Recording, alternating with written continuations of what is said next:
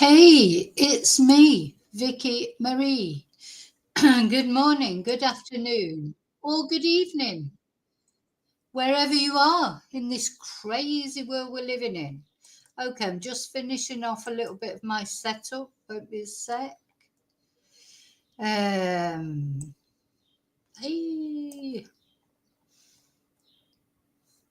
won't be 2 minutes. Just finishing up my setup. Think I'm getting there.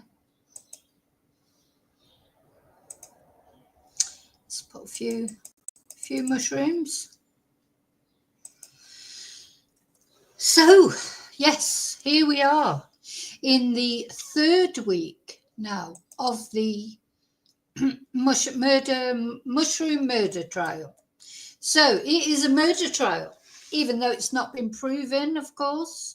Everyone's innocent till proven guilty. Sorry, I'm just checking all my settings and things. And the third week has just kicked off. And I really do feel we're getting to the nitty-gritty of everything now.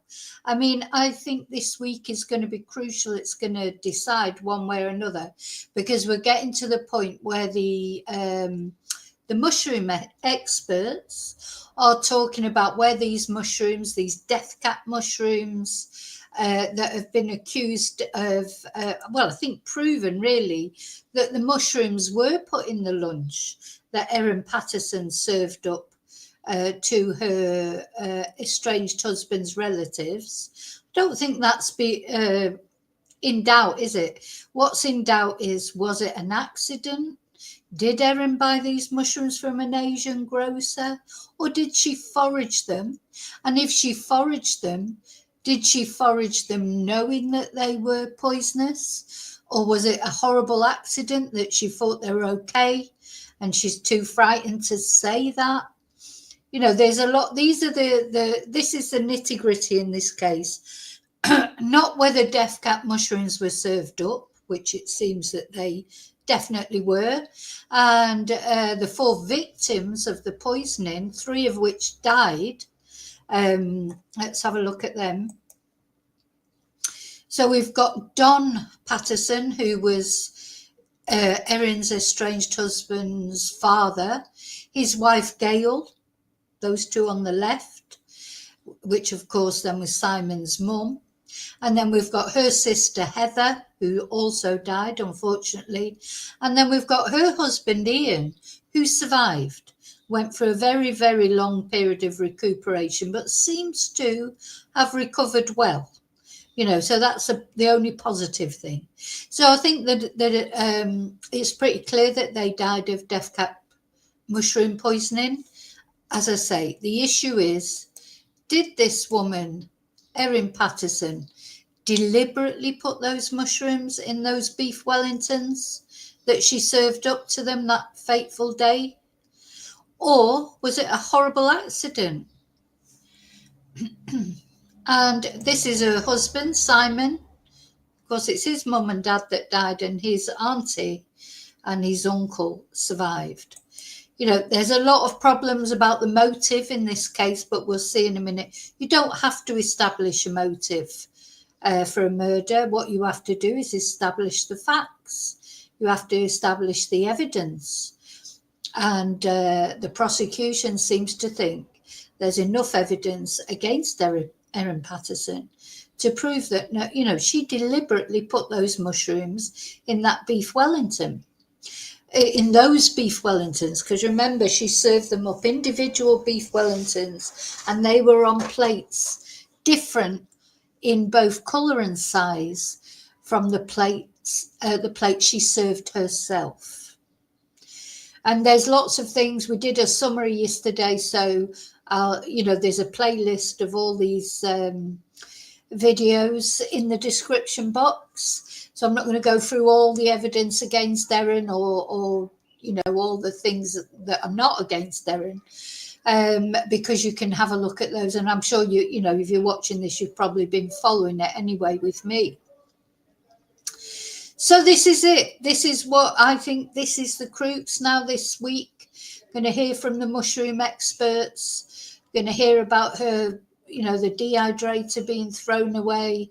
We're going to hear all the things, more of the actual evidence that the police have, and see what the defence have got to say about it.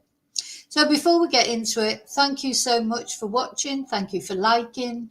Thank you for subscribing. Thank you for watching my channel in general.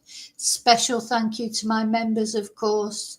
The mainstay of my channel. We've got a new members emoji now, which is waffles, because sometimes I go into a bit of a waffle. But some people like my waffles, some people don't like my waffles. But anyway, I've created an emoji for the members, for a special emoji for my waffle.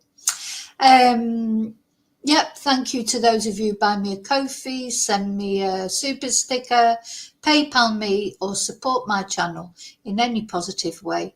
Thank you for your emails. I haven't been on my emails today. Later I will. I do get behind sometimes with emails, but I appreciate anyone taking the time to send me an email. Leave a positive message, for example. So thank you so much. So now the thank yous are done, let's get into it. Oh, so hello lurkers. Hello, those of you who are there watching at home but don't like to maybe join in the chat. Hello to replay crew. And let's see, is anybody in the chat yet? Nobody's in the chat yet. That's unusual. So don't be scared. Come into the chat, say hello. Let's look at it. Let's go into it. So it's over now. Another day has gone by. And we're going to look and see what happened. And I find it very, very, I find it's all interesting. Because it is, the interest in this case is pretty obvious, isn't it, really? Because it is an unusual case. Poisonings are rare, for a start, or that we get to know about. Let's see. I've got to sort of go backwards, haven't I? 2 hours ago. I want to go right back. Everything's 2 hours ago, 1 hour ago. So updates? I need to go right back to the beginning of the day. We don't want to miss anything.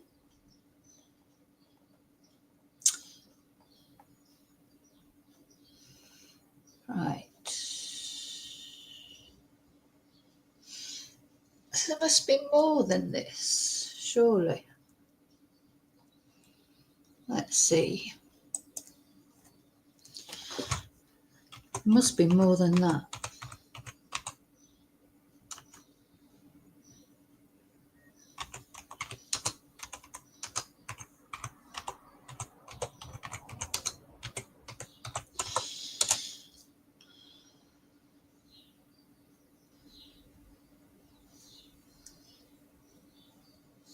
Oh, we've got a little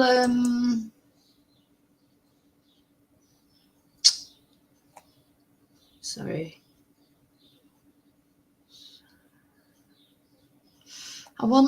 What I want, of course, is got trial day 8. I want trial day 11.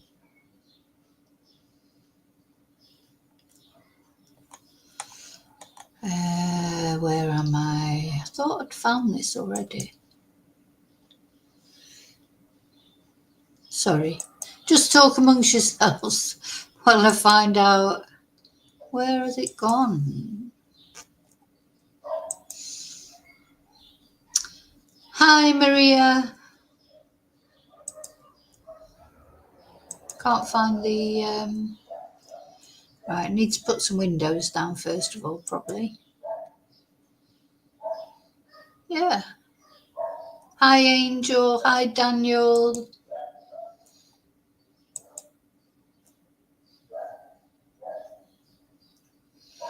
Right, I think I'm just going to have to start from where this starts. Oh, show more posts. There it is. There it is. Knew it must be here somewhere. Don't want the question and answer. I want... We're back from break. We're back from break. I want before the break.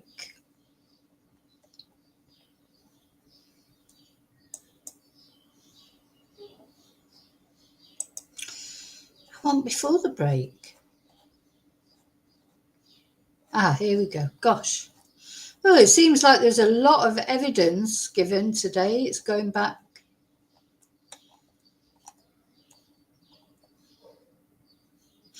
Right, I think we're starting here. So this Mr. May.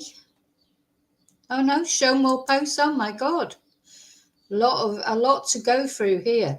I haven't had time to go through it yet, so it's going to be very interesting. We'll be going through this together.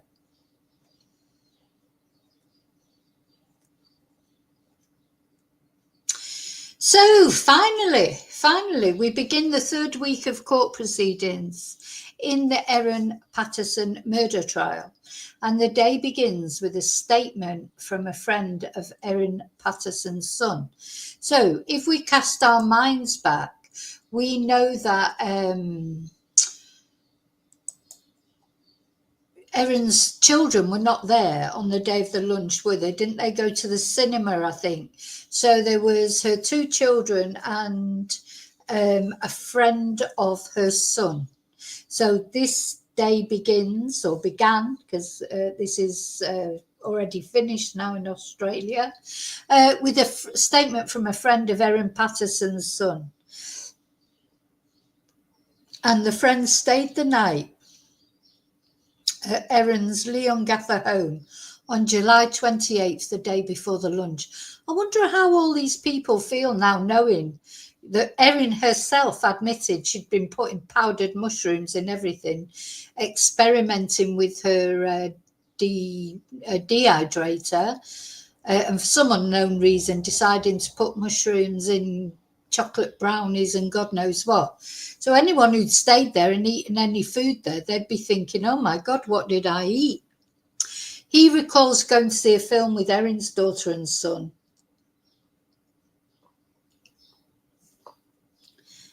On the day of the lunch, before returning to the house and seeing all the lunch guests. He said, I don't remember what was on the plate. There were some plates in the kitchen sink. I think they were white plates. Now that's interesting because all the children have said they were white plates. But Ian, the survivor, and also the three victims, before they died, because what's also unusual in this case is the murder victims have given testimony in a way, haven't they? Because they did not die instantly. These mushrooms don't kill you instantly. It took days. So there is evidence from them. And they all said that the plates that the lunch guests were given were grey. But all these three children, I think all three of them, Erin's daughter, Erin's son, and this friend, said I think they were white. But if they're pale grey, they might not realise. But just an interesting thing. But they were definitely a different colour, weren't they, from Erin's plate? Okay, so they question him. The day begins with the statement, and then it goes to good morning from courtroom 4. A crisp, sunny autumn morning in Morwell. The public gallery is full. Members of the families, and our thoughts go out to the families, both families really, because this is a blindside for them, isn't it? All 15 members of the jury are back after a long weekend, and Miss Patterson is in the court dock wearing a green top with a brown cardigan over the top. So according to the friend's testimony, Erin's son and his friend helped themselves to some of the dessert brought by the lunch guests. He recalls in his statement seeing the guests leave and describes the mood of the host as ordinary. Erin just seemed like her normal self to me, he said, of the day after the lunch.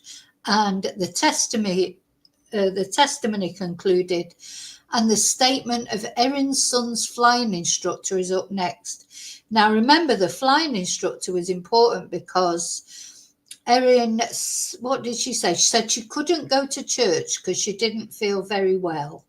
But then she said she would take her son to his flying lesson, which was quite a distance away. So it was strange that she wouldn't go to church because she was ill and she said she had diarrhea, but she decided to drive her son all that way to his flying lesson. But apparently on the way to the flying lesson, the instructor actually cancelled, and that's probably what we're going to hear now. So the court is now hearing the statement of Erin Patterson's son's flight instructor, Ulysses Villalobos. In his statement, he confirms he only gave one lesson to Erin's son and two others needed to be cancelled due to poor weather. He describes Erin as a typical mum, taking her son to his flying lesson, and was proud of her son's progress. The instructor says on the day after the lunch, he rang Erin to first postpone and then cancel her son's lesson due to the weather. He says she got grumpy with him and asked why he didn't cancel the lesson earlier, and he says he explained the circumstances behind the cancellation, and that is the end of his statement. Now, she probably was irritated because I think she was halfway there by the time he rang and cancelled. And yeah, she would be a bit grumpy. I think that's pretty much, anyone would be a bit grumpy, wouldn't they? I mean, you can't be helped. If the weather's bad, the weather's bad. But for her to get halfway there before she was phoned and told that, maybe, it was a bit short notice, wasn't it? But anyway, can't be helped. So that's what happened. Okay. Next witness is Rhonda Stewart, and she's present in the courtroom. She's a doctor and the Director of Infection Prevention and Epidemiology at Monash Health. She tells the court she was asked to interview Erin Patterson regarding a public health issue in the days before the lunch. Oh, that's strange. Professor Stewart said she met Erin face-to-face in the emergency department alongside Simon Patterson and their children. Erin asked if the family could be excused while she was interviewed. What's this all about then? So this is a few days before the lunch. She was asked to interview Erin Patterson.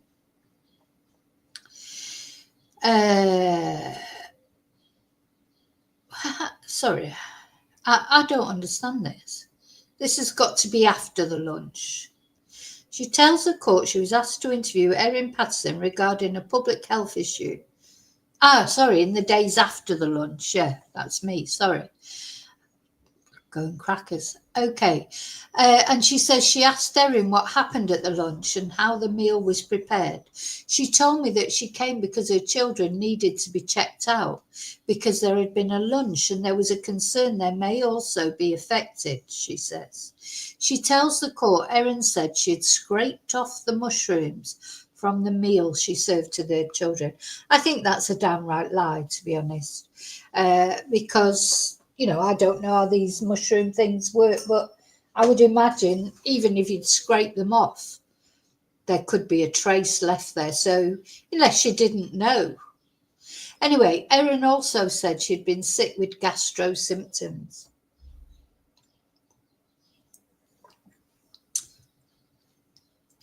I asked her about the mushrooms because that was the concern at the time, she says. The other pack she said she got from an Asian food shop several weeks prior. And she said she claimed the original packet holding the dried mushrooms from an Asian store was now gone. And when I asked her about the dried mushrooms, she said she'd used the entire lot. This was a big mistake that Erin made, wasn't it? Saying that she'd got them from an Asian food shop and that she can't remember where or what it was. It's just patently not true, is it? But anyway, so I think that was perhaps a mistake she made.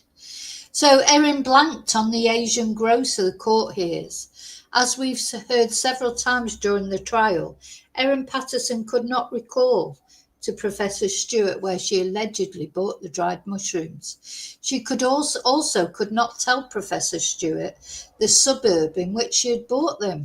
So not only she can't remember the shop, fair enough, I don't know how many Asian shops there are in that area. Maybe there's loads. But at least you'd remember the area, wouldn't you? You'd say, oh, well, it was on that street, where there's a few Asian supermarkets, but I can't remember which one exactly. Because, I mean, this is very important. Because if that is where she got the mushrooms, and if they are death cap mushrooms, and if they have killed 3 people, why have other people? Was it just one bag of those mushrooms that was tainted? Really? So just one bag. So out of all the bags of dried mushrooms in that shop, she bought the one bag that that killed people, because there were no other cases.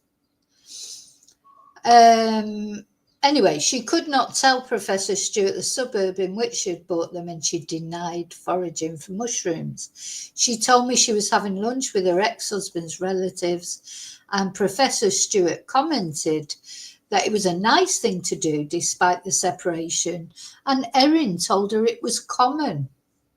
Wasn't common though, was it? Because Ian and Heather, certainly,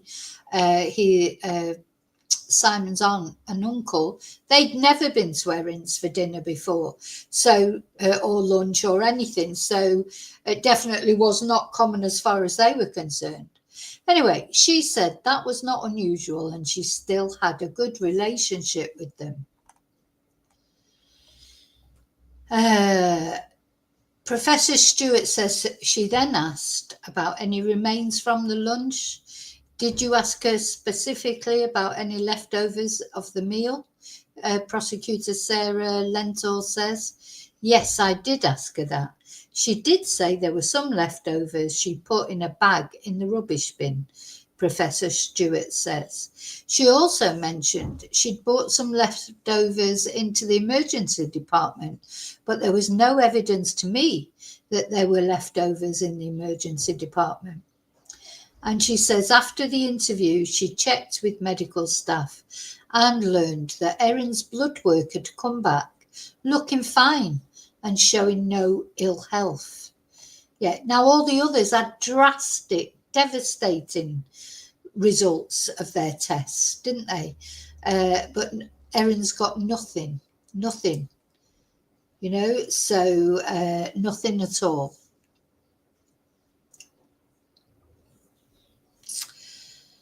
Hi, Nights with Ping. Yes, we're going to look at all that now. We're just going through it. Hi, Claire.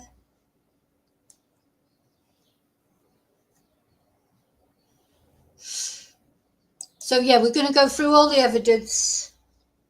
We're going through it bit by bit. So she also mentioned that she'd brought some leftovers into the emergency department, but there was no evidence to me that there were leftovers in the emergency department. And she says after the interview, she checked with medical staff and learned Erin's blood work had come back fine and showing no ill health. Yeah, that's strange, isn't it? Nothing. She not only, the others had these devastating toxicology reports and things, and she's fine. The next witness is Laura Muldoon, who is an emergency registrar at Monash Health. She's being questioned on the stand by Chief Prosecutor Nanette Rogers. Dr. Muldoon confirmed she saw Erin Patterson on July the 31st, 2023, and she took information from her about how she had become unwell and the symptoms she had reported. She says there had been a concern that Erin may be suffering also from death cap mushroom poisoning, and she'd been transferred from Leongatha Hospital. She says Erin was being given an infusion for suspected liver damage due to toxicity as a preventative measure. Now, don't forget, they even said to Erin that there's a possibility she might need a transplant, but she still booked herself out and went home, didn't she? Dr. Muldoon says Erin reported vomiting and nausea, and she was under the impression that she was sick due to food poisoning at the lunch she organised. Dr. Muldoon says Erin told her she'd bought some mushrooms for the dish from an Asian grocery in Oakley or Glen Waverley and said she didn't have the packet anymore. And Dr. Muldoon is asked if she made observations about Erin's health during that meeting, and she says yes. She had some chapped lips, but otherwise she looked well, she says. She confirms blood test results were all normal and remained that way the following day, and Dr. Muldoon says there was no evidence of amanita mushroom poisoning and no sign of any other toxic substance being consumed. She says she delivered leftovers from the meal, which had been recovered by police, to an expert for identification. Yeah. I know this week all the nitty-gritty is going to come out.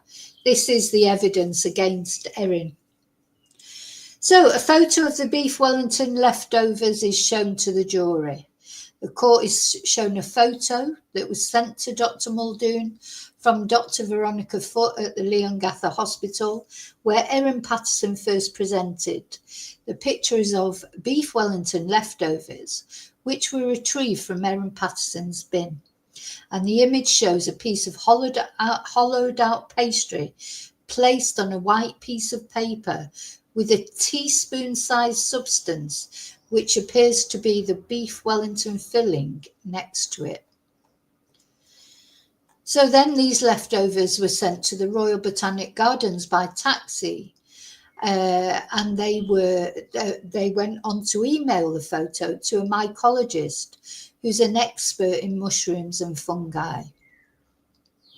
The email stated the photo was of finely chopped and cooked mushrooms, as discussed, and states the remains of the lunch were to be delivered to Monash Health and then eventually to the Royal Botanic Gardens by taxi on the same day.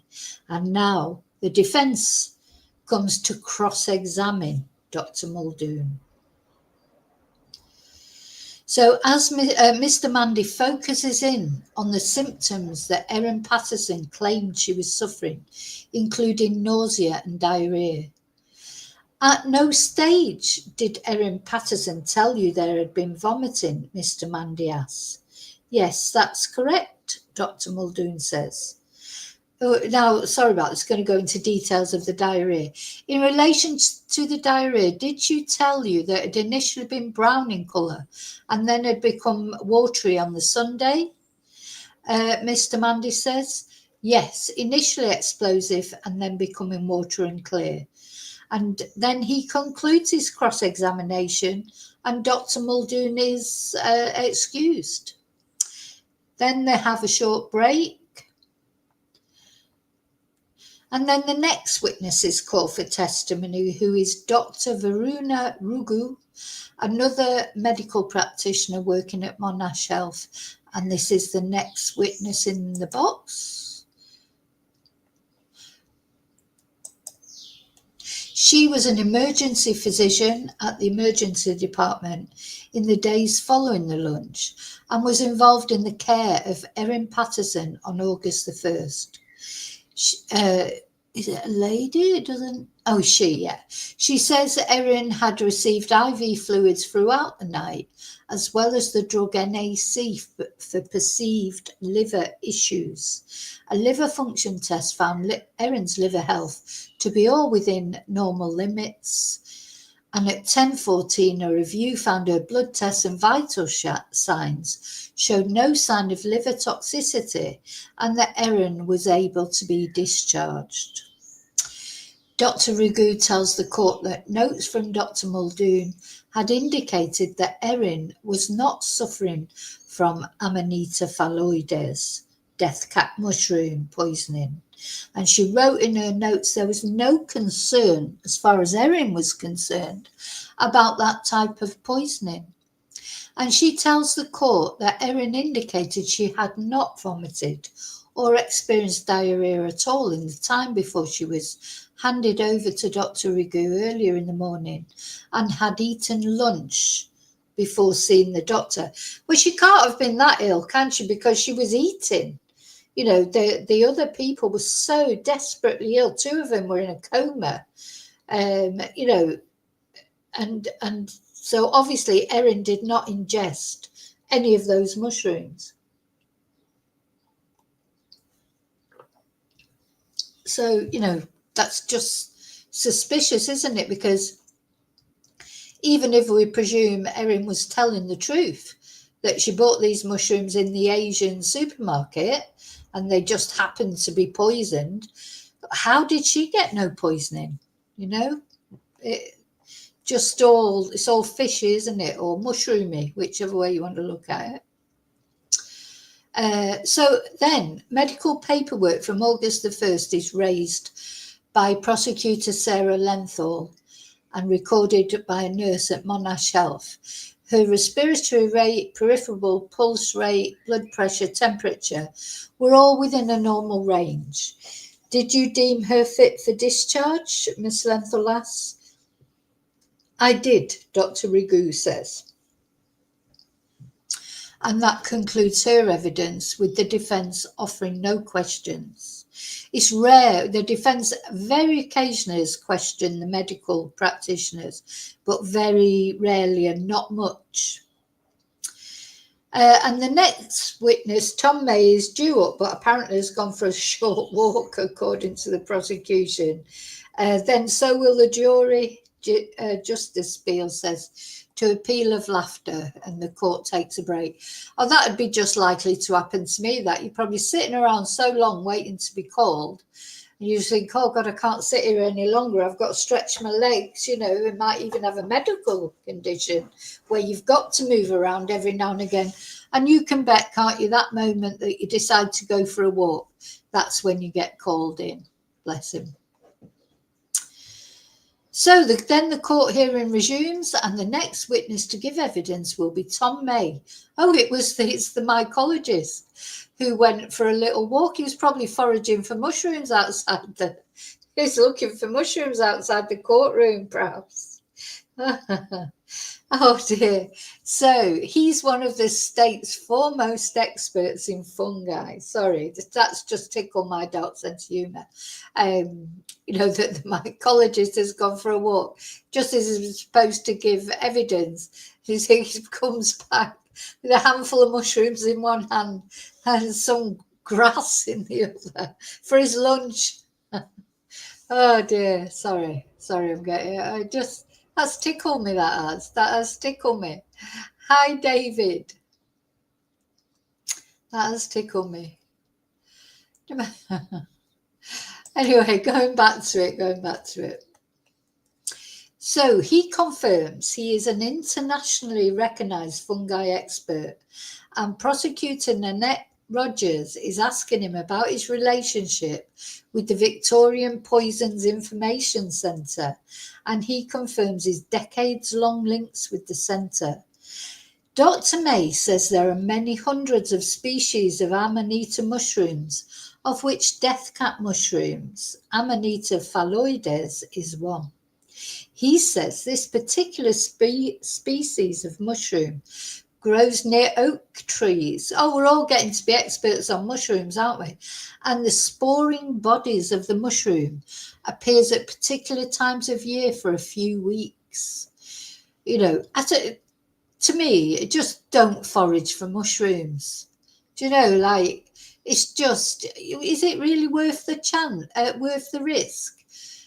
Just for a few mushrooms to put in your omelette or whatever. It's just not worth the risk, is it? You could never be 100% certain that the mushrooms that you're foraging are safe or not. Anyway, he says this particular species of mushroom grows near oak trees, and the sporing bodies of the mushroom appears at particular times of year for a few weeks. He says death cap so they only appear for a few weeks. So you've got to know a little bit about them, if you want to collect them deliberately. He says death cap mushrooms originated in Europe, but was accidentally introduced to Australia, but it's not clear when. It's probably when all those convicts went over there. It was first reported in Canberra in the 1960s and Melbourne in the 1970s. Oh, so that's quite late, isn't it? That's not that long ago. I mean, I know it is a long time ago in one way, but it's not that long ago. It's not hundreds of years, is it? So to be first reported, I mean, I'm sure there'd been accidents with death cap mushrooms, and I suppose it could only be documented when we learned more about science and things. I don't know, but, it seems like not that long ago, does it? Anyway, he said there's a symbiotic relationship between the Amanita phalloides and oak trees. So yeah, any mushrooms near oak trees, forget it. Well, I would forget any. Why? I don't understand why you would forage for mushrooms when you can buy them for like €1.50 or whatever. What is the? I don't understand. I can honestly say I don't understand this craze for foraging. I just don't understand it. If you had to forage, that's another matter. If the world ends and we have to forage, we have to forage. I still won't be eating mushrooms that I find, because you couldn't be sure that they were safe or not. But what's the point in foraging if you don't have to? I just don't understand it. Literally don't understand it. But there you go. Everyone has their hobbies. Death cap mushrooms can be refrigerated, he says.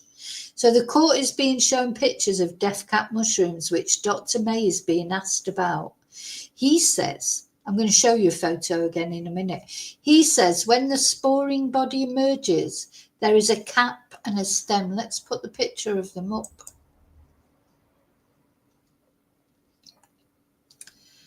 Just make sure you're all okay in chat. Yeah. Let's have a look. Again, I'll leave the picture of the mushroom up. I mean, they're quite an attractive looking mushroom, aren't they? They're quite elegant looking, a long stalk.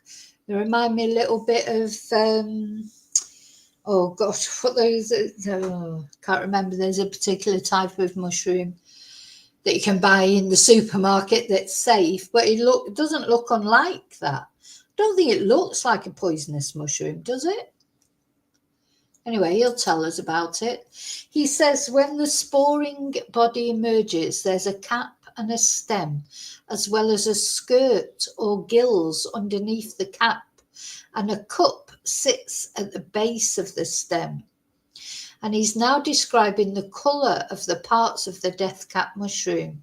And it's quite a technical description by Dr. May of the mushroom. He says the visible sporing body of the mushroom lasts for a couple of weeks, depending on conditions and insect infestation. You know what I mean? Why would you forage? Why would you forage for mushrooms that have probably been peed on by dogs and insects? There might be insects inside them. I just don't get it, this foraging thing. I literally do not get it. Let's see if I can find some more photos of death cap mushrooms. Oh, no, thank you. No, thank you.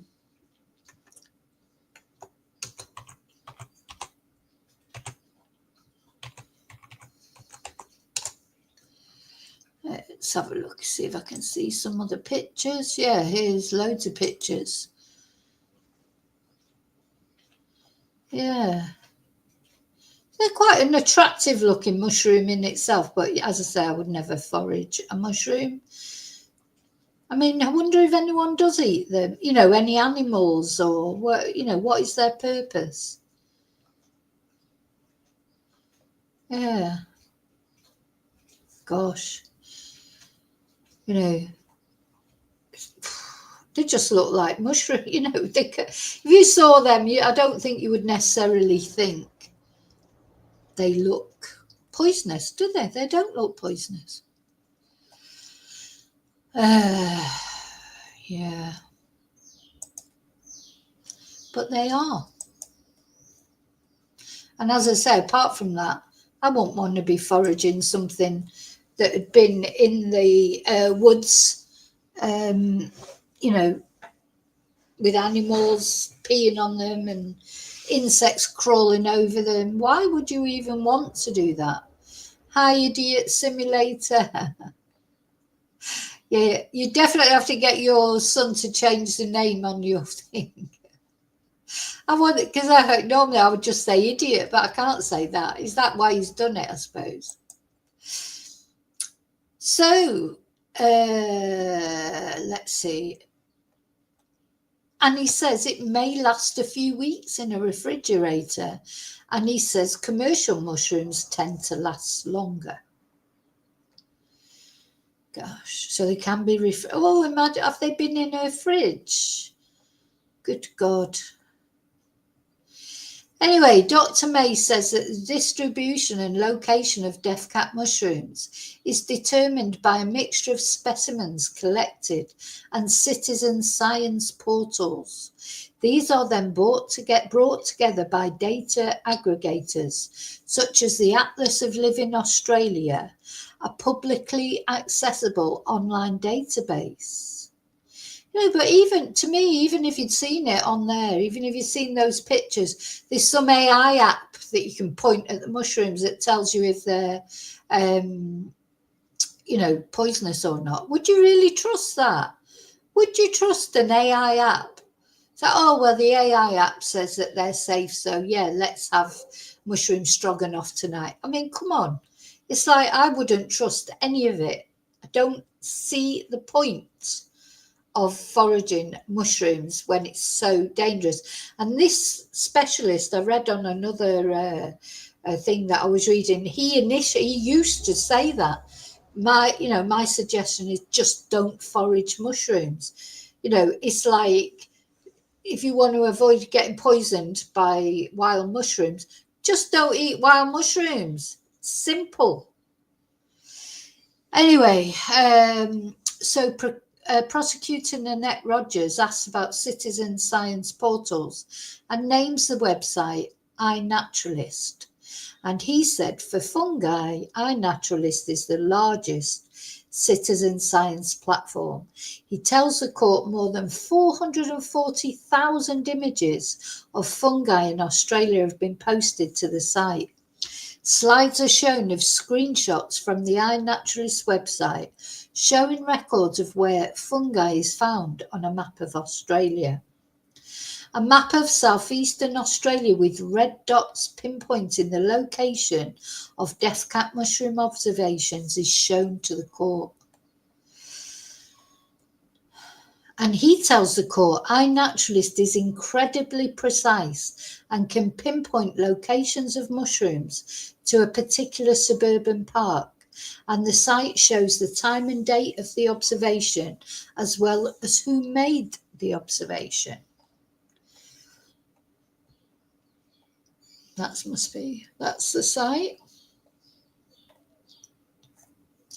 And he says a user can find the exact location of each observation of death cap mushrooms. You can get the GPS point for each location by clicking on the red point, he says. Court hears no evidence of death cap mushrooms in China. That's strange, isn't it? Because weren't these death cap mushrooms supposed to have come from an Asian Chinese grocer? So Dr. May and the prosecutor are now discussing the distribution of death cap mushrooms around the world and using data from organisations that dedicate resources to mapping the spread of death caps. He agrees that they had first been reported in Australia from the 60s. He says the data did not show them being recorded in China, and there was doubt about whether they were recorded in South Korea, Japan, and Far Eastern Asia.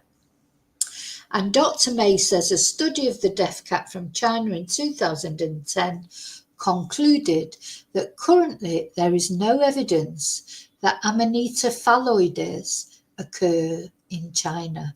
There's a key thing, isn't it? So not only Erin is saying she got these mushrooms from this Asian grocery, she can't remember where it is, what its name is, or even where it is, not even the suburb where it is. But anyway, there's no other cases reported of people dying from mushrooms bought from a Asian grocer.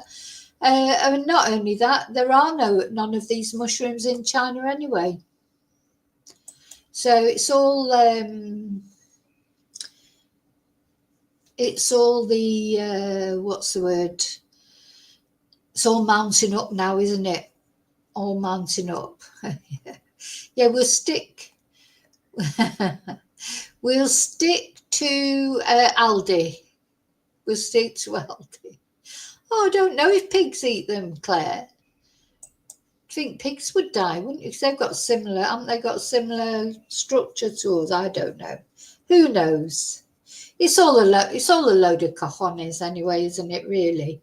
At the end of the day, I think we all know where those mushrooms where it came to, why those mushrooms, in my opinion, and again, now I'm going to talk about my opinion only, I'm not talking about evidence, but it's based on the evidence.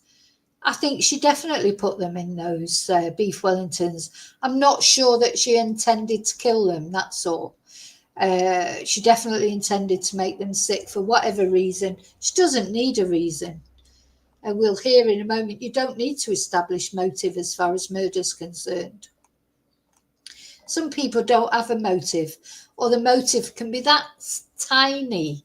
I think her motive may well have just been annoyance that Simon put himself down as separated on his tax form.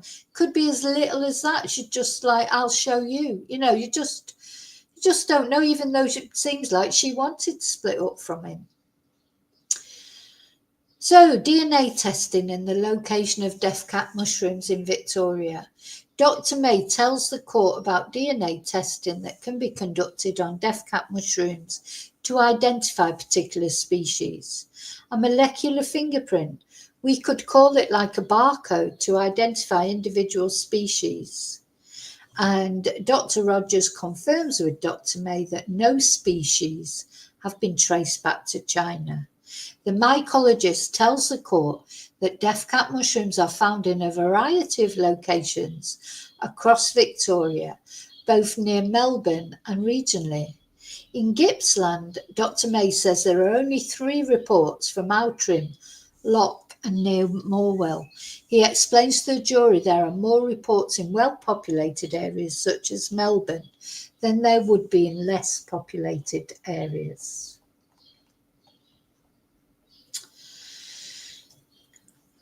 A slide is shown of death cap mushroom reports around Melbourne. All these records just come from the random activities of citizen scientists and collectors, he says.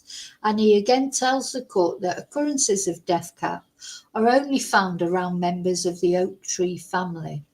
And he asked Dr. Rogers asked if there are similar looking mushrooms to the death cap. And he said there are certainly some mushrooms that occur in Victoria that are quite similar to the death cap.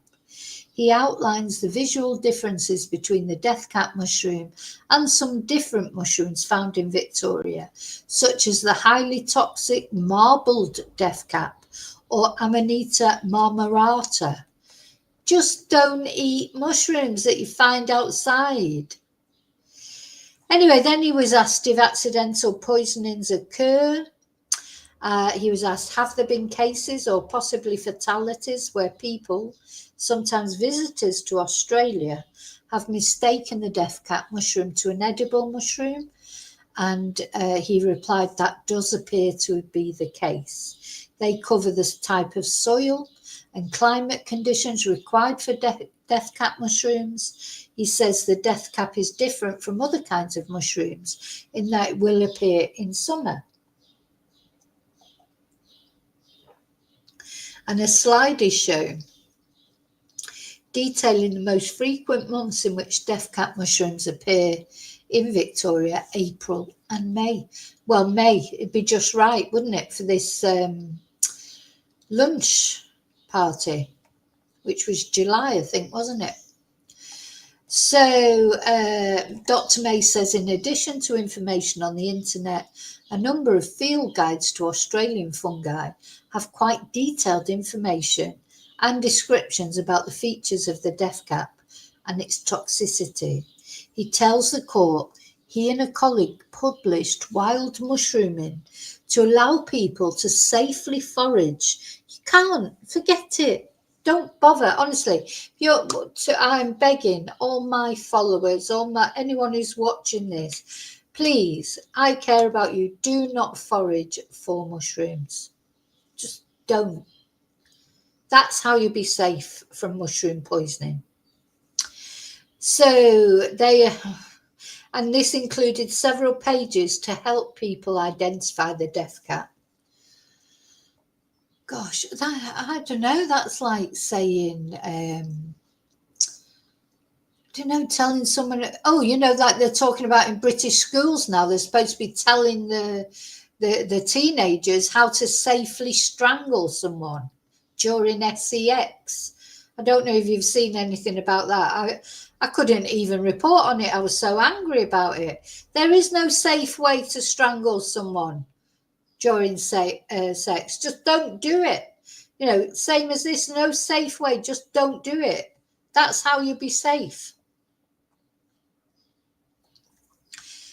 Dr. May tells the court about the toxins found inside the death cap mushroom known as amatoxins. And he says these toxins are a family composed of substances known as amanitins. And he says that most native species have not been tested for toxin composition.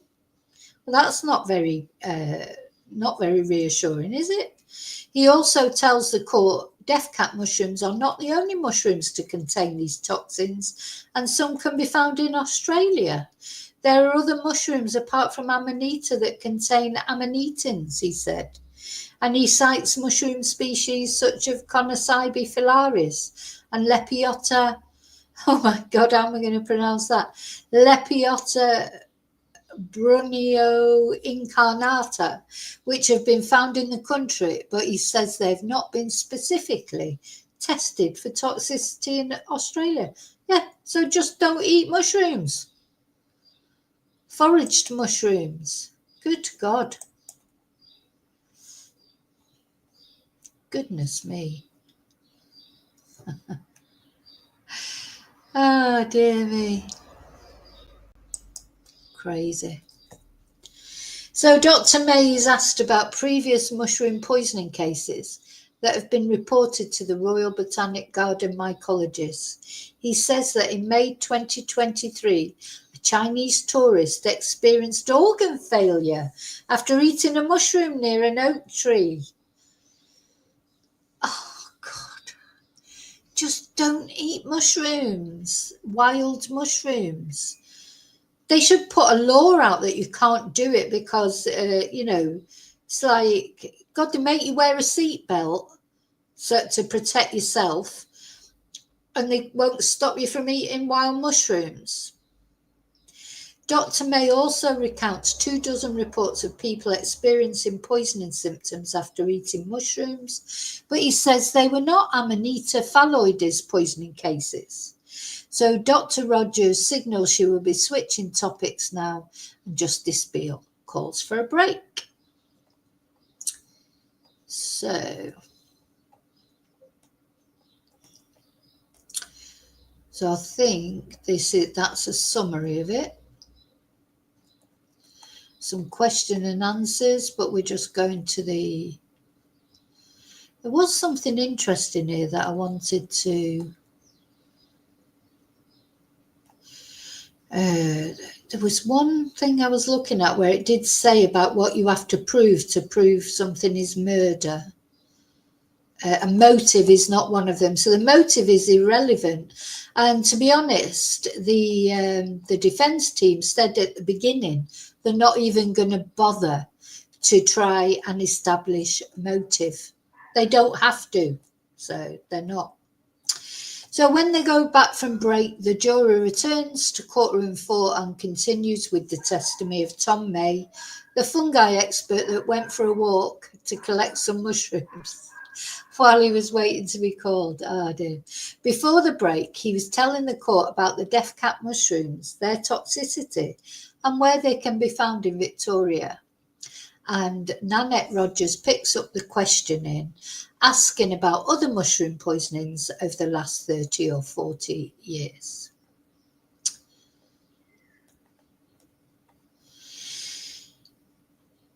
So he was asked about death cap poisonings in recent decades, and apparently there is no central registry where cases of death cap poisoning are kept tabs on. Do you think there'll be loads of people out there that have been wanting to bump off their irritating relatives that will be going around looking for death cap mushrooms and buying a dehydrator now? So Dr. May says that a Melbourne husband and wife who cooked wild mushrooms in 1996 or 7 were poisoned, with the husband dying in hospital. But doesn't he know whether it was 96 or 97? No, because there's no records kept, no central registry. In the act between 1988 and 1998, there were about 10 cases of death cap mushroom poisoning. And he says, another report analysing the period between 1999 to 2012 found 4 patients who died from poisoning in Australia.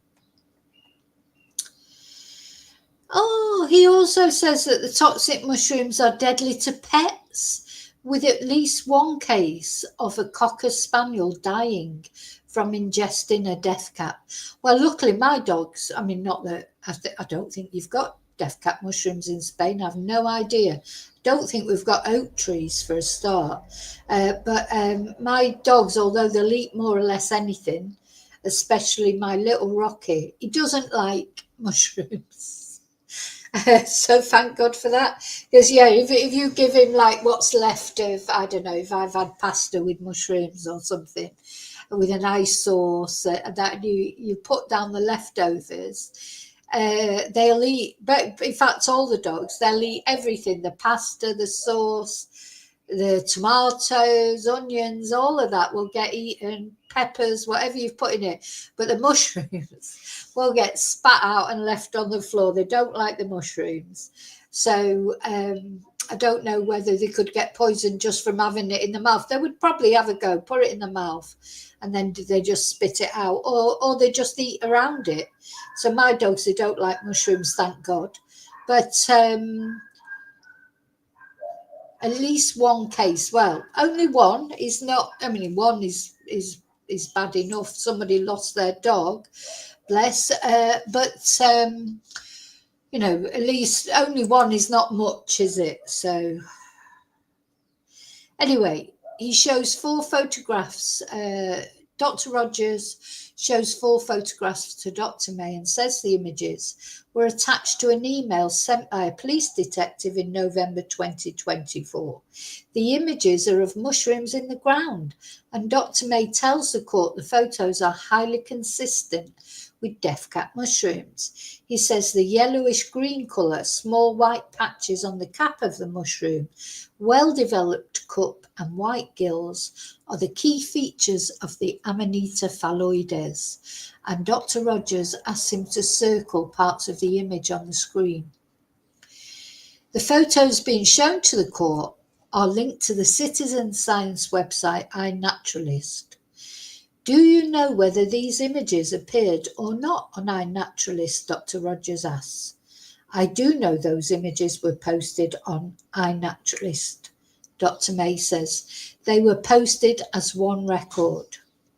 And he's asked his opinion about the images overall. And he says, I would say, taking together the combination of the features, I would be, with a high degree of confidence, identifying these images as Amanita phalloides. So they're building up something here. So the expert identifies those mushrooms And the prosecutor points towards the first two images of the 4 presented, which show mushrooms sitting on a metal scale. What can you say about whether or not these fungi, those fungi or mushrooms, whether they're consistent with being death cap mushrooms, she asks. He again refers to the colour of the cap and gills and the physical characteristics of the cap.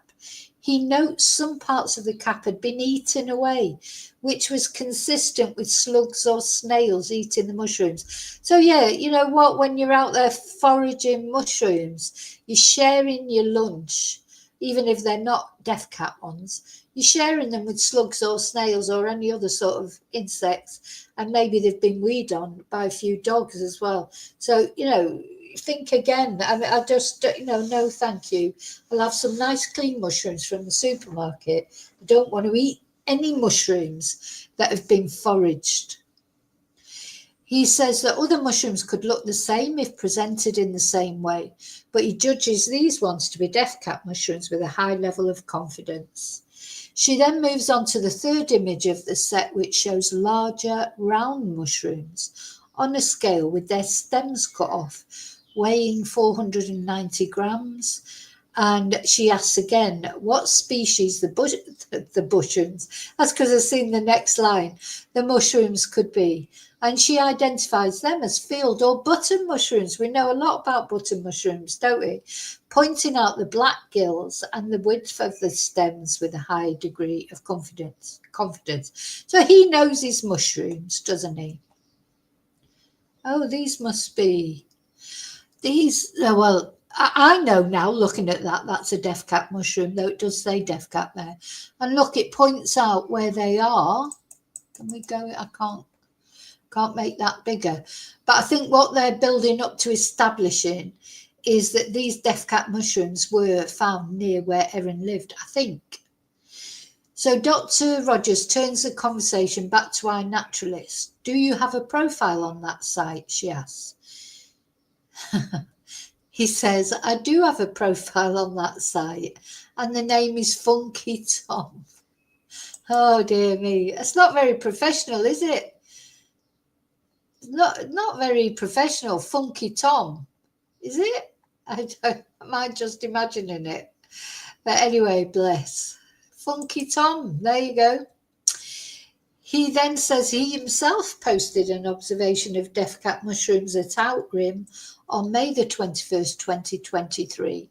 And the post is shown to the court and he confirms it is his post. He says he was given a presentation to a local community group in Outrim about fungi. And after going for a walk, he observed the mushrooms. I put a very precise latitude, longitude, geocode in the location, he tells the court. You know, he talks so professionally, doesn't he? All this latitude, longitude and geocodes, and his name on the site is Funky Tom. It's so, oh, people are great, aren't they? Oh, dear me. You know, oh, it's a crazy one. Funky Tom. You think he'd have a scientific name, you know, Expert Tom or something like that. Or, you know, sort of enough Funky Tom. Okay, so then the cross-examination starts. So Sophie Stafford begins her cross-examination of Dr. Tom May, otherwise known as Funky Tom, and begins by recounting his expertise in the field of mycology and myriad publications. She confirms with Dr. May that while death cap mushrooms grow under trees in the oak tree family, other mushrooms can also be found under those trees. And the defence recaps the anatomy of death cap mushrooms, recounting the different colour variation as the mushroom ages. Don't really see the point of that, do you, by the defence?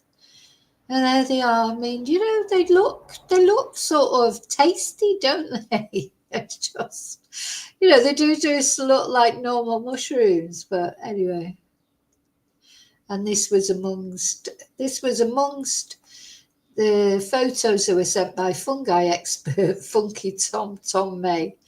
Sorry, I'll stop saying that now, but it's just made me chuckle. So then the defence lawyer takes Dr. May through the differences. Now, I've got to say this that I'm reading through, it's much more respectful, isn't it, than the other ones that I've read through. They do mention the people's first names, or they call them Miss Stafford or Dr. May. You know, this is better, isn't it? You should show people respect when you're talking about them, not just refer to them by their surnames, unless, of course, they're an absolute twonk, like when we're talking about perpetrators and things. So anyway, yeah, so I like the way that this has been written. So he's taking Dr. May through the differences in appearance between young and mature death caps, including colour variations. And he says that very, very young ones are white, but the colour varies once the mushroom matures. And she's now asking about the ring on the stem of a death cap, and he says it's generally visible on all death caps. She asks if the ring can fall off older mushrooms, and he agrees. And he says there are mushrooms with white gills that are not toxic, Miss Stafford says. And that's correct, Dr. May agrees. He's taken to a series of 10 mushroom photos. Put up, God, I bet, do you know what? You'd get really mushroomed out, wouldn't you, in the end after this? Put up on the screen by Defence Barrier Sophie Stafford. It appears to be a game of Guess the Mushroom. Oh, dear me. What is she testing his knowledge? I mean, what is the point of this? What is the absolute point of this? Miss Stafford concedes it is a somewhat artificial exercise. Is she just trying to test him? You know, he says he's an expert. You know, is she trying to say, are you an expert? Can you guess what these mushrooms are? You know, it just seems a bit pathetic, really. But anyway, she says that she wants him to identify whether the mushrooms on the screen are death cap mushrooms. Why? The first picture shows a what they're going to say now that Erin didn't buy them in an Asian store. She actually did pick them, but she didn't realise they were death cap mushrooms. Is that what they're going to start saying now? They've got to start saying something different because they know their defence is going down the pan. If it was ever, you know, pardon the expression, going down the pan with Erin's diarrhea, to be honest, you know, because it's just, she has, you know, what is the defence? So the first picture shows a brownish mushroom next to a kitchen knife. The second shows 2 mushrooms with long white stems, and he says both resemble death cap mushrooms. And the third shows the underside of a mushroom being held by a person wearing gloves. And Dr. May says some features appear unclear to conclusively say whether they are Amanita phalloides. For all these images, there might be a possibility it could be something else. And he says that many images can misconstrue the actual colour of a mushroom, making it difficult to determine what a mushroom is. What pointless exercise.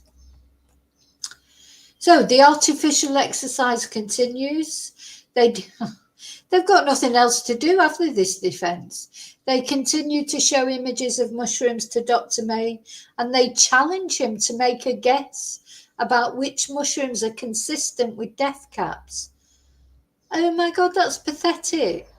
Absolutely pathetic. I mean, he's not on trial. He's not mastermind, and your specialist subject is mushrooms. You know, it's like, this is ridiculous. He says many of the images are partially obscured and make it hard to judge what species each mushroom is. But she continues to work through the images, pointing out the physical character. He continues to work through the images, pointing out the physical characteristics of each mushroom in each image to the court. Oh my God. So it is, yeah, it's like, here's your starter for 10. He's, you know, oh, for God's sake. So we reach the end of the defences. You can see that the reporter is puzzled as well. We reach the end of the defence's mystery mushroom gallery, and Justice Beale calls for a quick break. Must be great being a judge, because you just call for a break whenever you feel like one, don't you? He's just like, oh, we'll have a little break. I'm going to go and get a cup of tea or have a little whiskey or whatever he does in the break. So before the break, Dr. May was shown 10 photos of mushrooms, which he identified as likely death caps. Picture 4 was the close-up of the bottom of a mushroom. Picture 5 was a series of about 12 mushrooms, which Dr. May noted appeared to be lacking gills. Picture 6 was a decomposed mushroom in a plastic bag, which had some dirt on it. Picture 7 had a mushroom which Dr. May said was highly consistent with Amanita phalloides. He said is a single freestanding yellowish mushroom near some brown leaves. It's probably yellowish because it's been peed on by a dog. It would be good to see the underside, he said. Picture 8 showed a white, tall, narrow mushroom. Picture 9 were 2 white, yellow mushrooms. Picture 10 was the top of a brown mushroom. And as the hearing resumes, the defence barrier, Sophie Stafford, confirms the photos are all of death cap mushrooms. So Funky Tom, Dr. Tom May, he won mastermind, got them all right. I think he said they were all mushroom. Yeah, I think he got them all right. So that was just a pointless exercise, just trying to discredit, I think, the professional. Personally, that's what I think. Yeah. Oh, dear me. Crazy, crazy, crazy. So then he was asked about a book he published about mushrooms. He says the aims were to provide authoritative advice for people foraging for edible mushrooms. The advice is don't do it. You don't have to write a book, do you, for that? Just don't do it. Tell people not to do it. Miss Stafford asked Dr. May if there are any simple rules for identifying edible mushrooms. He says there are not. Why is she asking all this when the mushrooms are supposed to have come from an Asian grocer's? He says it's possible to analyse mushrooms for known toxins, but a lack of wide-scale testing means the most common way of determining how poisonous the mushroom is by observing symptoms after consumption. Sorry, it's just crackers. So if you eat the mushroom and if you die, it's poisonous. You know what? It's like, dunking witches, isn't it? What that they used to do years ago, they'd sort of dunk a witch in the river, and if she drowned, she wasn't a witch. And if she survived, she was a witch, so they'd burn her at the stake. Do you know, there's what? And the most common way of determining how poisonous a mushroom is by observing symptoms after consumption. Try. I think, go foraging for mushrooms, eat one, and if you die, it's poisonous. If you don't die, then it's okay, and you can have it in your mushroom stroganoff or whatever. Oh God, I'm in that parallel universe again. This world's crackers. So she then asks about mistaken identity when a poisonous mushroom is mistaken for an edible one. And he confirms this is the most common form of poisoning. And she suggests that a lack of information about mushrooms could also lead to poisoning. And she asks whether different species can grow together. And Dr. May confirms both toxic and non-toxic mushrooms can grow alongside each other.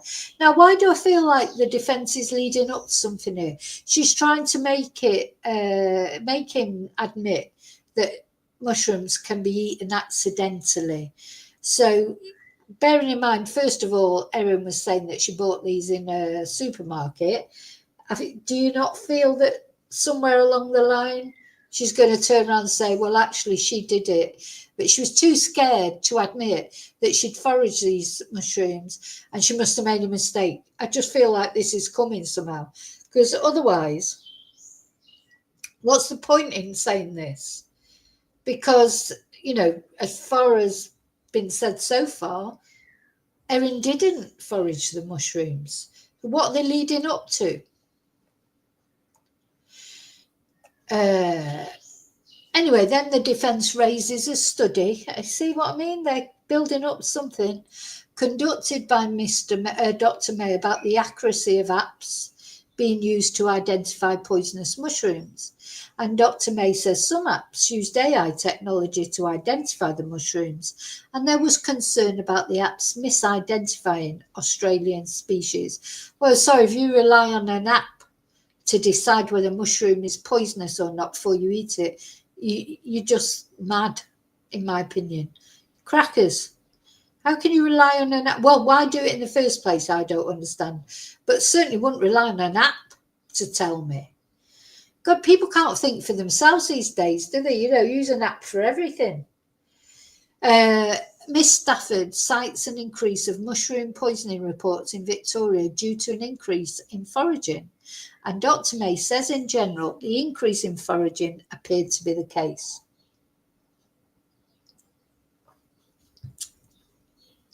So, yeah, obviously, the more people that go foraging mushrooms, the more cases of, it's like the more people go climbing Mount Everest, the more accidents there's going to be. That's just logical, isn't it?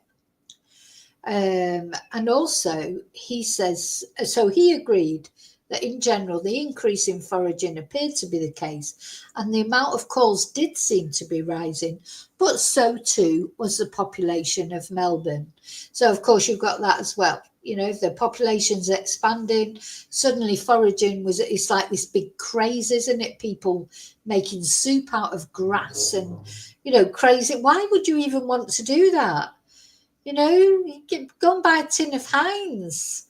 It's like, why do you have to make soup out of things that you find lying around? Like I say, that God knows who's walked on them, what animals have peed on them, what insects are in them. Why? Anyway, he confirms that the team found that the phone apps had a poor performance in identifying mushrooms. And Miss Stafford suggested, Dr. May, that the apps may not be able to correctly identify deaf cat mushrooms. And he agrees. I mean, I'm laughing because it just seems obvious, doesn't it? I'm not an expert on mushrooms, thank God. But even I know that. You can't rely on an app. She then raises another paper written for a fungi newsletter by Dr. May, this one about foraging, and it details a forager who believed they had collected pine mushrooms, but had in fact picked toxic mushrooms. And the defence once again raises the term mistaken identity when talking about the case study. They're building up something, this defence. So Dr. May confirmed to Miss Stafford that this has happened multiple times, with people bringing mushrooms to him for analysis that are in fact toxic. And he says, while initially in his career he told people not to forage at all, which seems sensible to me, he now tells people to educate themselves and undertake an apprenticeship in identification. No, sorry, Dr. May, you should have stuck to what you said in the beginning. Asked if it would take years and years to become accurate in mushroom identification, Dr. May agrees it could take a considerable amount of time. He then turns the court's attention to the non-toxic stubble rosegill and begins pointing out characteristics that are similar to the death cap mushroom. And he says that in general, the gills of the stubble rosegill can appear pale from underneath. And he says he has not heard of any poisoning cases regarding the stubble rosegill. There you go. There's another mushroom I'd never heard of before. So Miss Stafford says this is the beginning of an exercise, and with more testimony expected from Dr. May, Justice Beale takes the opportunity to break for the day. So we'll hear more from mycologist Funky Tom May tomorrow, with the defence continuing its questioning over the characteristics of mushrooms. toxic or otherwise. So I'm not, where do you think the defence are going with this? Do you think they're building, you know, why are they concentrating on issues of misidentification? You know, are they building up to, are they going to change? Is she going to change what she's saying and say, yeah, actually she did forage them, but she, you know, you could just imagine what she's going to say, isn't it? You can imagine that she's going to say, I didn't want, I was too scared to admit that I foraged them because I thought I'd get into trouble. Well, she's got into trouble anyway, of course.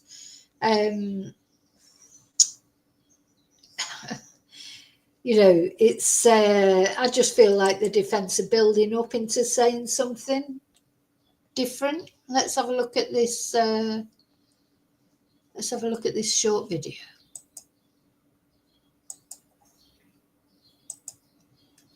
Well, we know that 2 days after that beef Wellington lunch was served at Erin Patterson's home, that she had presented to hospital complaining of gastro symptoms, and by this point, the guests of that lunch were feeling pretty unwell. They were being treated for death cap mushroom poisoning, and but according to doctors this morning, Erin Patterson, who says that she ate the same meal as the guests, wasn't displaying the same symptoms. They said that her vital signs were within normal limits, that there were no signs of liver toxicity, and that she was stable to be discharged. One said that she seemed clinically well and in normal mood and affect. Now, how unwell Erin Patterson was in the aftermath of that lunch is something that's in dispute. Her defence says that she did become unwell, but just not as unwell as her guests, while the prosecution says that she feigned illness. We also heard from a public health director at Monash Health. She quizzed Erin Patterson about the origin of the mushrooms in the meal. She said that Erin Patterson told her that the mushrooms were from Woolworths and were from a Chinese grocer. She asked her whether they'd been foraged, which she says that Erin Patterson denied. Now, the defence has conceded that she did forage for mushrooms, but that she didn't specifically seek out death cap mushrooms. Yeah. So that's just a summary of it, but I'm looking for there was a really interesting bit on somewhere about what constitutes, what you need to prove in a murder case. I thought it was on here somewhere, but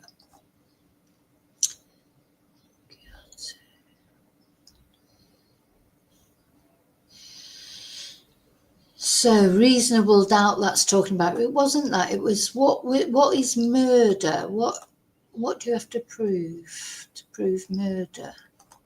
Let me see if I can find it. I'll give you a nice picture of the death cap mushroom to look at while I just try and find this that I was looking at earlier.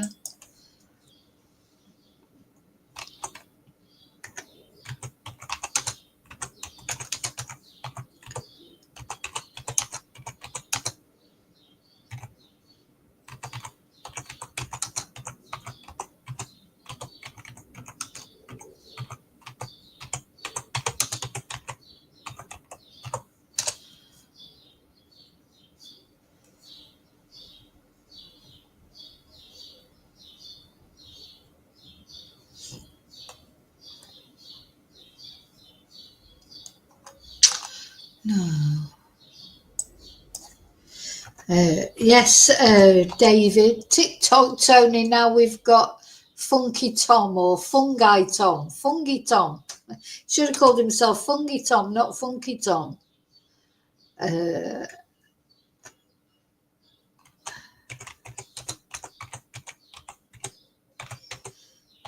Hey.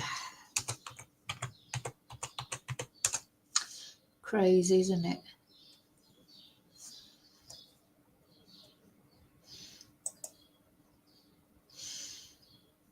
Yeah. Oh, I can't find it. I can't find it. So I don't know what they're going to do. I'll find it maybe in time for the next. I should have Should have copy and pasted it before it disappeared, because I do that much research. I'm always on the computer looking at something, and things disappear. That I think, oh yeah, I'll talk about that, and then next thing it's gone.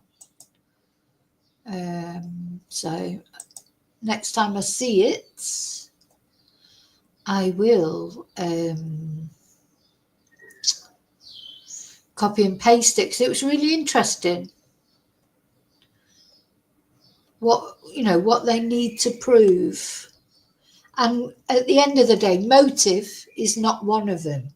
So motive is irrelevant, because the motive, but the other things that they do have to prove is like premeditation, planning, etc., intent to kill, those kind of things. I think that's what they're going to have problems with in this case, maybe.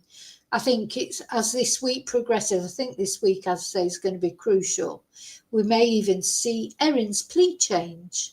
She's pleading innocent, but is she going to take a plea deal and plead guilty of manslaughter or other, and start to say that it was accidental? Just wondering if something else is going to be come out.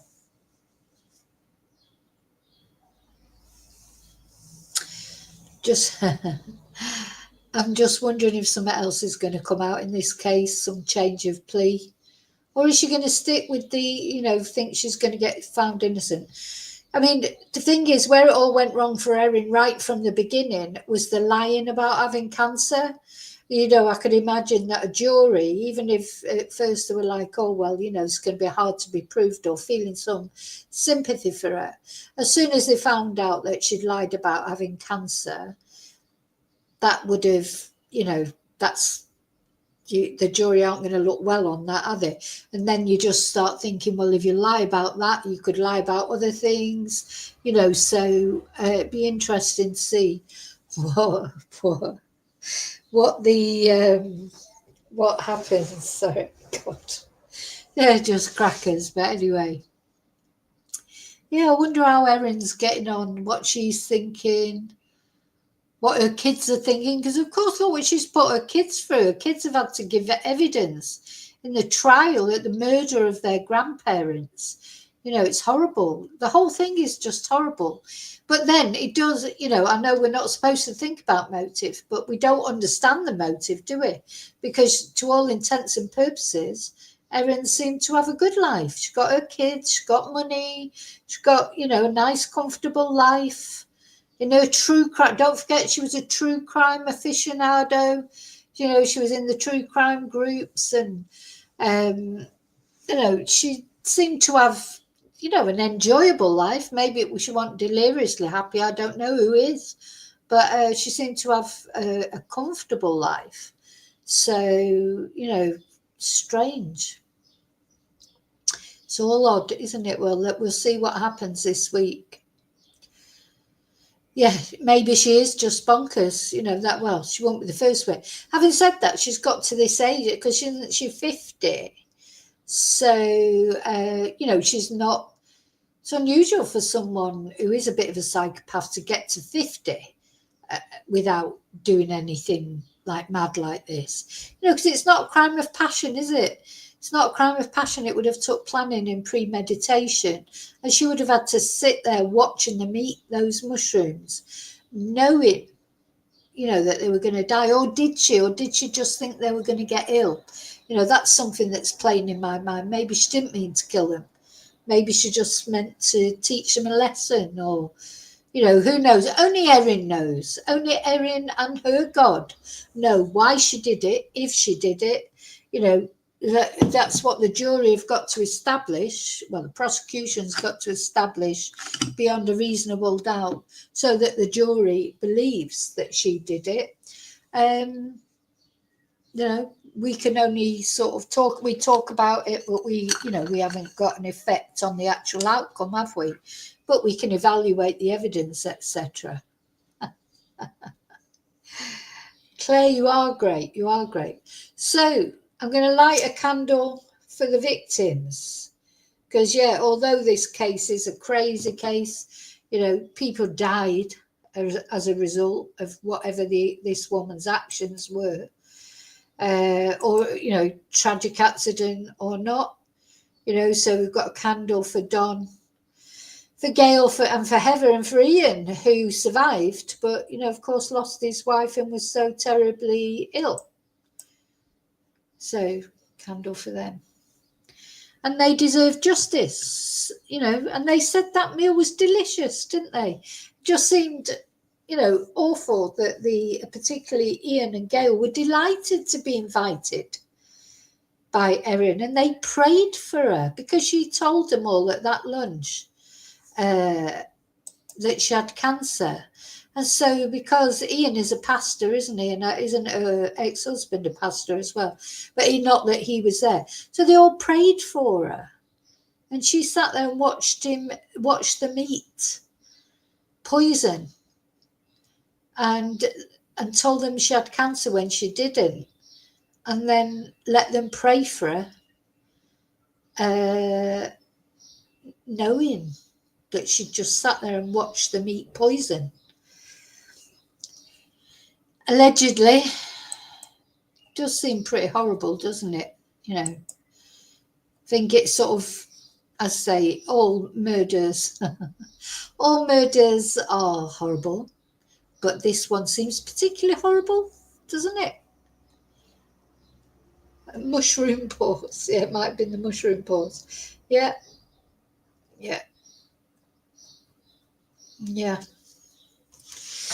Anyway, thank you all for being in chat. I can see you're having a chat there, and, you know, gosh, we'll see tomorrow what Funky Tom has got to say. Funky, I still can't get over that. He's a real, you know, serious scientist, expert in mushrooms, and he's written all these books and theses and that, and his nickname is Funky Tom. Oh, dear me. Yeah, him and Tik-Tok Tony need to get together and start to discuss button mushrooms. I'm not saying that Funky Tom's got a button mushroom. I have no idea. Okay, well, we'll be back tomorrow with the next instalment. You know, what's going to happen? I feel like there's a lot going to happen this week. Maybe I'm wrong, but we're only Tuesday, so we've got Wednesday, Thursday and Friday to go. What more evidence will come up? So I'm looking forward to the digital evidence. There is digital evidence. That's what the prosecution is building up to now. They've found out, like, where the mushrooms are, you know, where you can find out where the mushrooms are on that app, and they're going to prove that she was in the vicinity of those mushrooms. You know, obviously they haven't got CCTV of her actually picking them, but they can prove that she was in that vicinity where the mushrooms were growing. And I think that will be it for Erin, to be honest. And I think that's when she might realise, or at least the defence team might realise, it's time to change your plea and start saying it was accidental, you know. So fungi. Yeah, Maria, fungi. Yeah, fungi. I give you fungi Tom. Just anyway, never mind. Don't know why I keep singing Space Odyssey in my head now with David Bowie, the Major Tom, of course, which is something completely different. So I'll see you all soon in the next video. Thank you so much, as always. Please don't forget to subscribe if you want the updates on this case, and just as importantly, press the notification bell and press all notifications. So when you press a notification bell, there are 3. I think there's most relevant or something like that, and then all. So you need to make sure you've pressed all notifications, and then you will get a notification soon as anything comes up about this trial. And of course, the other things. Oh, I've got a million things to talk about. Not enough time in the day. I've got to go and do some Spanish classes in a moment. Otherwise, I've got so many things that I want to talk to you about, not only this case, lots. But anyway, that's because I like chatting. Okay, see you really soon in the next video. Take care, and may your God go with you, as always. And thank you so much.